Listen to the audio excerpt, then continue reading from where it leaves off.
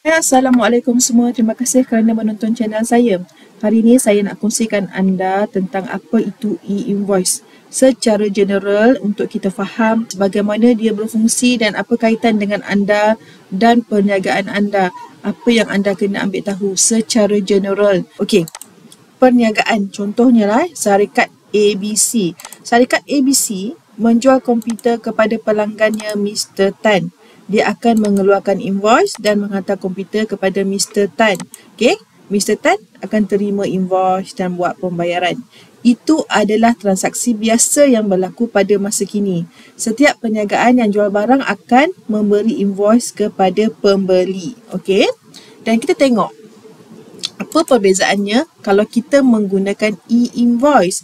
E-invoice ialah di mana sebelum perniagaan bagi invoice kepada pelanggan, perniagaan atau syarikat kenalah hantar dulu kepada lembaga hasil dalam negeri untuk disahkan. Okey, bagaimana caranya? Okey, company akan hantar invoice kepada lembaga hasil dan lembaga hasil akan sahkan. Apabila invoice telah disahkan, barulah invoice dihantar kepada pelanggan. Itu sahaja perbezaan e-invoice dengan invoice biasa. Okey, persoalannya sekarang ialah transaksi di sini. Bagaimanakah syarikat memberi invoice kepada lembaga hasil dan disahkan, validation. Proses di sini yang anda kena tahu sebelum anda bagi kepada pelanggan. Okey, ini adalah situasi di mana syarikat jual kepada personal, kepada orang perseorangan, individu. Tetapi kalau syarikat menjual kepada syarikat lain, B2B, business to business, syarikat yang menerima ini juga akan ada terima e-invoice. Ya. Jadi invoice ni akan bergerak dalam pasaran, dalam perniagaan dalam sebuah negara di mana perniagaan akan terima invoice dan akan mengeluarkan invoice. Jadi semua transaksi pengeluaran dan penerimaan invoice ini akan direkod oleh kerajaan dengan lembaga hasil dalam negeri. Okey, itu saja perbezaannya. Okey, di sini persoalan bagaimana? Selalunya yang dibincangkan oleh kebanyakan orang ialah syarikat bagaimana nak buat, nak hantar, nak validation, nak sahkan invoice sebelum bagi kepada customer. Okey, kita tengok slide yang seterusnya.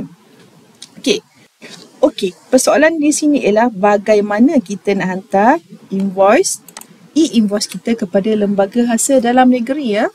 Okey, oleh kerana itu kerajaan telah telah membina satu portal ya, di mana namanya My Invoice Portal oleh lembaga hasil dalam negeri untuk syarikat-syarikat SME dan perniagaan kecil menghantar e-invoice untuk disahkan sebelum kita hantar kepada customer. Ada beberapa perkara yang kita kena ambil tahu kat sini di mana kita tak boleh hantar dalam format PDF ya. Kita boleh hantar hanya dua format saja, XML dengan JSON. Okey. Lepas tu kita juga boleh tukarkan dah, jangan risau, kita boleh tukarkan selepas disahkan, kita boleh tukarkan kepada format PDF dan kita boleh bagi customer macam biasa, bagi pada pelanggan kita.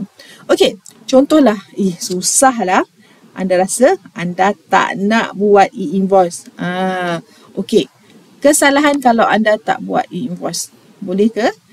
Jika anda tak buat e-invoice di bawah Akta Income Tax ya, Akta Income Tax Act, anda boleh didenda dan dipenjarakan minima 200 setiap kesalahan ataupun 20,000 ataupun penjara tidak melebihi 6 bulan. 20,000 not more than, tidak melebihi 20,000.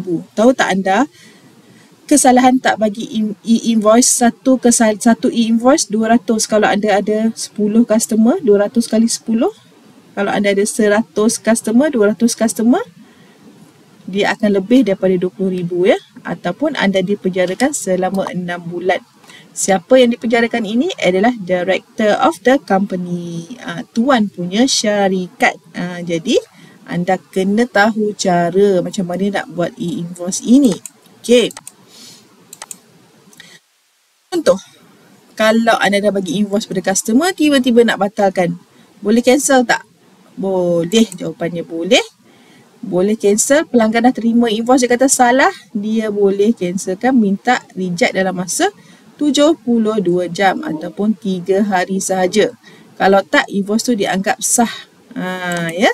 Okay, boleh guna selepas, contohlah selepas 3 hari ada amendment, ada adjustment yang kita nak buat. Kita nak kurangkan ataupun nak tambahkan apa-apa dalam invoice tu, kita boleh guna credit note dan debit note, di mana kita boleh gunakan juga di dalam portal tersebut, portal My Invoice, untuk guna credit note and debit note. Boleh juga guna refund note kalau kita terover charge customer. Okey, seterusnya. Okey, persoalan yang kedua. Bila saya wajib laksanakan e-invoice ni dalam perniagaan saya? Saya ni wajib ke tidak buat e-invoice? Okey. Untuk pengetahuan anda, pada 1 Ogos 2024, syarikat-syarikat besar yang 10 juta ke atas, 100 juta ke atas, pendapatan tahunan mereka telah diwajibkan guna e-invoice. Okey, pada Januari tahun ini 2025, daripada 100 juta dan kurang daripada 25 juta pun dah diwajibkan. Okey, sekarang tunggu pada Julai 2025 semua pembayar teks.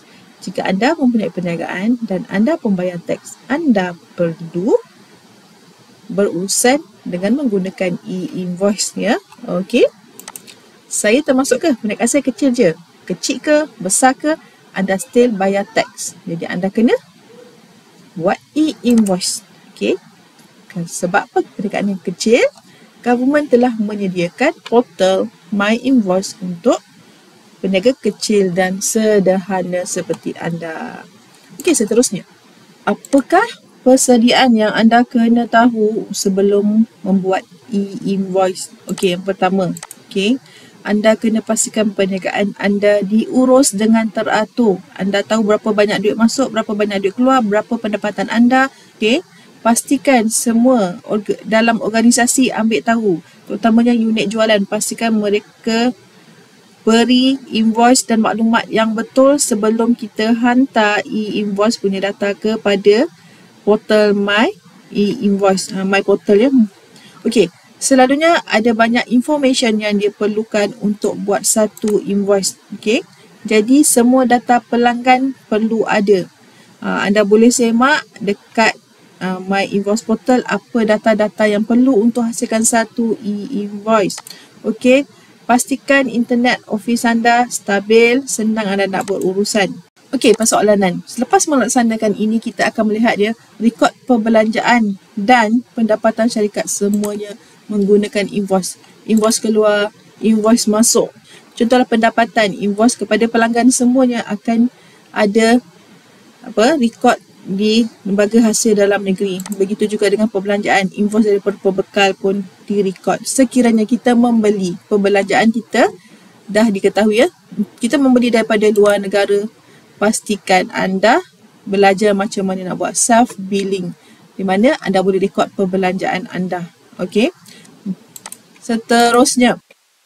Okey, persoalan lain yang mungkin anda tertanya jika anda menjalankan perniagaan macam restoran, kedai makan, perniagaan runcit dan sebagainya, sebenarnya anda tetap kena hantar e-invoice setiap bulan dalam masa 7 hari selepas hari terakhir bulan tersebut. 7 hari, ya, bukan 7 hari bekerja. Okey. Boleh hantar kepada My Invoice portal lembaga hasil dalam negeri. Okey. Sila siapkan diri anda untuk tahu cara rekod dan cara reconcile invoice yang dihantar. Anda kena tahu, tak ada excuse untuk anda kata anda tidak tahu. Okey, itu saja perkongsian hari ini. Untuk tengok cara-cara detail, kita akan kongsikan kemudian. Okey, Assalamualaikum. Terima kasih kerana menonton. Semoga bermanfaat.